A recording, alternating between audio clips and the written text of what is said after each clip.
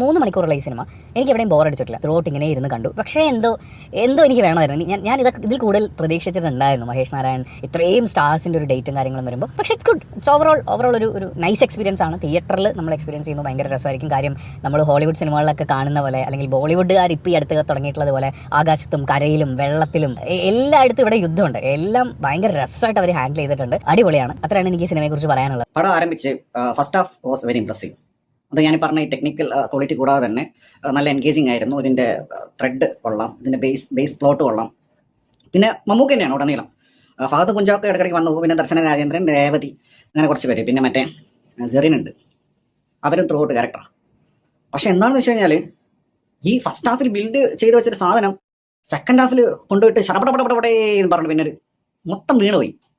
അതായത് എനിക്ക് അവസാനക്കായപ്പോഴേക്കും അയ്യോ ഇതെന്തൊരു നിർഗുണ സിനിമയാണ്. അതായത് റൈറ്റിംഗ് എന്ന് പറഞ്ഞാൽ വളരെ മോശം.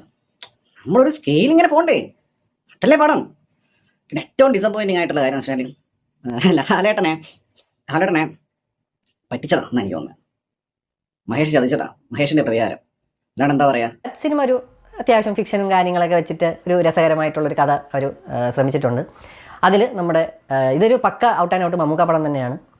ലാലേട്ടൻ ഉണ്ട്, ഒരു അത്യാവശ്യം നല്ല രീതിയിൽ കുറച്ച് സ്ക്രീൻ ടൈം ഉണ്ട്. പുള്ളി വരുന്ന സമയമൊക്കെ വേറെ ലെവലായിരുന്നു. പുള്ളിക്ക് കുറേ കിട്ടില്ല, കുറേ ആക്ഷൻ പരിപാടിയും സാധനങ്ങളൊക്കെ കൊടുത്തിട്ടുണ്ട്.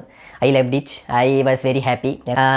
ബട്ട് യാ ഫഹദ്, അതല്ല, നിങ്ങൾ സിനിമ എന്തായാലും പോയി കണ്ടിട്ട് നിങ്ങൾക്ക് മനസ്സിലാവും. There are good elements in this പടം. Like I said, it's a good movie but could have been better.